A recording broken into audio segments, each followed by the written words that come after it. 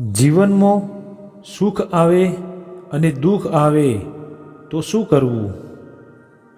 સુખ આવે ત્યારે આમ કોઈ પણ કચાશ રાખ્યા વગર, આમ બેઝિઝક દુનિયા અને લોકોની પરવાહ કર્યા વગર બસ આમ ખુલ્લા હૃદયથી માણી લેવું. જીવનમાં બસ આ જ શીખવા જેવું છે કે સુખની એક પળ માઇક્રોસેકન્ડની જેમ માણી લેશો.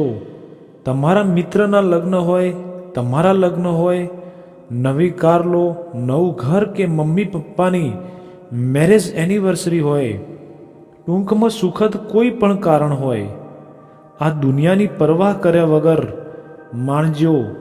જેથી જ્યારે કોઈ પૂછે કે 5 સુખી મોમેન્ટ અને 5 દુઃખી મોમેન્ટ જણાવો તો તમારે વિચારવું ન પડે. અરે 5 શું 10 મોમેન્ટો યાદ આવી જાય. હવે કરીએ દુઃખની વાત. દુઃખ આવે ને તો સૌથી પહેલાં તો એને મન પર ન લેવું. આમ હૃદયને લાગે એવું ન કરવું. આપણાને દઝાય તો કેવું તરત એના પર ઠંડી મલાઈ ચોપડીએ અને થોડી વારમાં મટી જાય. એમ દુઃખ આવે ને ત્યારે મન અને મગજ પર ઠંડી મલાઈ એટલે કે એકદમ નોર્મલ રાખવું. સુખ આવ્યું એટલે દુઃખ આવશે જ. જીવનની સાયકલ કોઈ દિવસ એક જ પૈડા પર ન ચાલે. હંમેશા 2 પૈડા હોવા જ જોઈએ.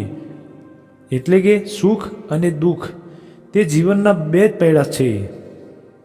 સુખ હશે તો દુઃખ સમજાશે અને દુઃખ હશે તો સુખ સમજાશે. એટલે હંમેશા એવી પ્રાર્થના ન કરવી કે ભગવાન મને તું ખાલી સુખ આપ. દુઃખની અનુભૂતિ પણ એટલી જ જરૂરી છે. બસ ધ્યાન એક જ વાતનું રાખવું કે દુઃખને મન પર ન લેવું. દુઃખ એ માણવાની વસ્તુ નથી. દુઃખને સમજશો નહીં તો પણ ચાલશે. અમુક વસ્તુનું ઊંડું જ્ઞાન ન લેવા જવાય. જીવનમાં સુખ માણવાનું છે અને દુઃખ ભૂલવાનું છે, પણ આપણે આનું એકદમ વિરુદ્ધ કર્યા કરીએ છીએ. દુઃખને લડ્યા જ કરીશું, વિચાર જ કરીશું એટલે આ દુઃખ મોટો પહાડ લાગે. કહેવાય છે કે ભગવાને સુખ અને દુઃખ બંને એક સરખા જ આપ્યા છે, પણ આપણી મેન્ટાલિટીના લીધે આપણને દુઃખ મોટું અને સુખ નાનું લાગે છે. એટલે જ મેં કીધું કે સુખ માણો અને દુઃખને ભૂલો. મને કોરોના થયો છે અને આટલા દિવસ વિતાવ્યા છે અને ખરેખર કહું તો હવે મને આ સુખ અને દુઃખ કરતાં સૌથી વધુ મહત્ત્વનો એ લાગે છે કે હું સવારે ઉઠું છું, રોજ સવારે મારી આંખો ખુલે છે. બસ એ જ ખૂબ જ અગત્યનું છે. કેટલાય લોકો રાત્રે સૂઈ જાય છે અને ક્યારેય સવાર નથી થતી. હું તો ખૂબ જ લકી માણસ છું જ્યારે પણ હું સવાર જોઉં છું. મિત્રો, સુખ અને દુઃખ તો પછી રહ્યા.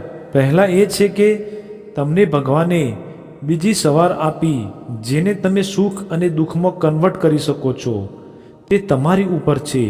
એટલે દોસ્ત, સુખ અને દુઃખ માનવું ન માનવું એના કરતાં પણ અગત્યનું એ છે કે તમે સવારે ઉઠ્યા, ભગવાને તમને એક નવું જીવન આપ્યું. બસ તો ખુશ રહો, સ્વસ્થ રહો અને હસતા રહો.